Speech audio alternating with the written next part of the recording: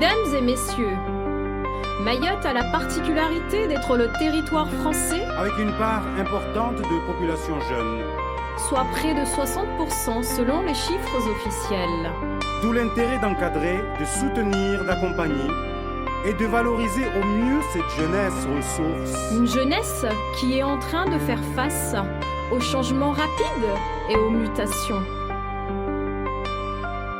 Nul doute que l'événement le plus marquant de l'année 2015, ayant touché, marqué et ému nombre de jeunes Mahorais, est celui du décès survenu de ce jeune étudiant qui habitait au nord de la France, à Villeneuve-d'Ascq. Un événement tragique pour tous parents et jeunes Mahorais. Qui part hors Mayotte pour la poursuite de ses études.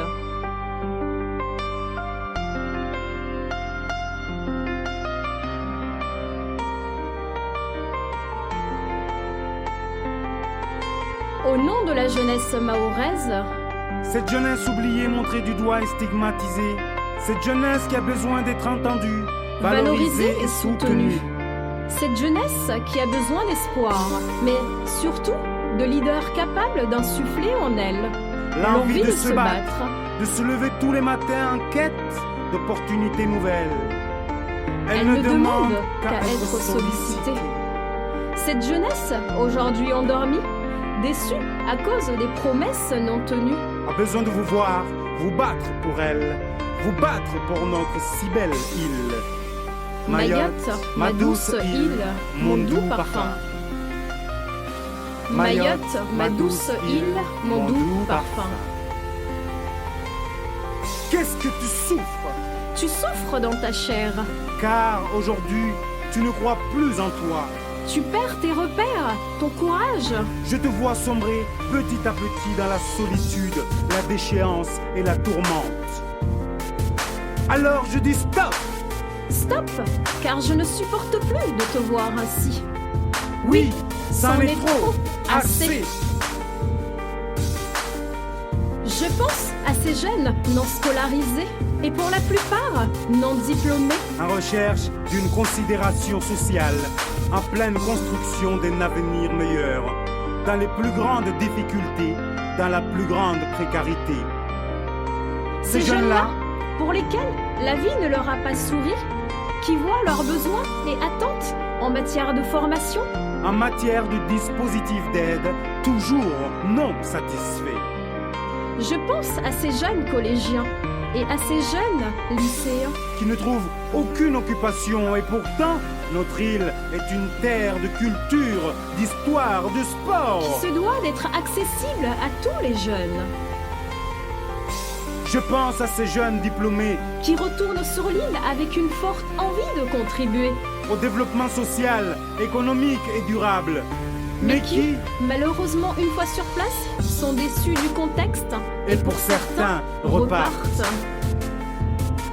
Je pense à ces jeunes entrepreneurs, potentiels créateurs d'activités, qui ont besoin de soutien dans la réalisation de leurs projets ou dans la pérennisation de leur activité.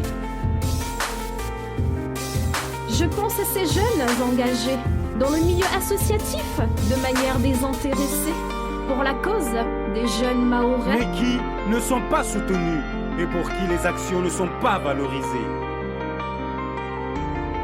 Je pense à ces jeunes qui sont nés avec un handicap ou qui le sont devenus. Et ne trouvant pas de structure adaptée dans l'accompagnement de leur situation, de leur insertion.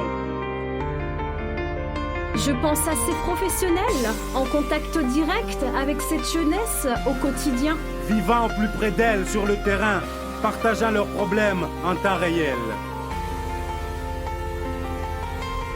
J'ai compris que le changement, c'est dans l'évolution. Nous voyons en vous, mesdames et messieurs, des fédérateurs, des initiateurs, des accompagnateurs, des femmes et des hommes d'expérience et d'action pour cette jeunesse mahoraise. Alors réfléchissons dès à présent aux réponses concrètes et adaptées pour soutenir la jeunesse d'aujourd'hui. En mettant à profit nos compétences acquises, notre motivation pour faire rayonner Mayotte, pour rendre possible un avenir paisible, en quête d'un meilleur vivre ensemble, afin d'assurer la relève de ce que nos ancêtres et parents ont voulu nous léguer.